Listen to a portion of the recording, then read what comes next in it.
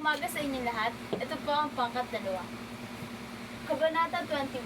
Tauhan, Sisa, Crispin at Basilio, Alperes, 2 gwardyang sibil. 5 mahalagang pangyayari. Umuwi si Sisa na mabigat ang damdamin sa kakaisip sa pag-aalala sa maaaring mangyari kay Crispin at Basilio. Para siyang nawawala sa katinuan sa kakaisip kung paano may iligtas ang kanyang anak dahil sa paratang langkuran sa 2 onsang nawawala.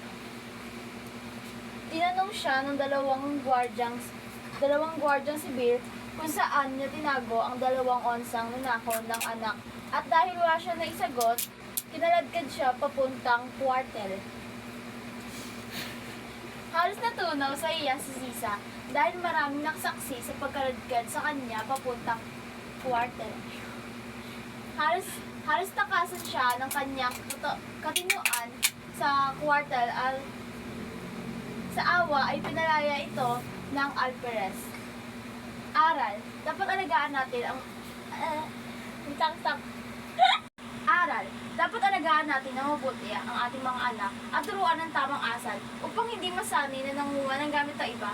Tayo kailangang munang makinig at unawain ang sinasabi ng ibang tao dahil baka sila ay nagsisisi at huwag husgahan kung ito man ay may lalo na ang may pinagdadaanan. Thank you!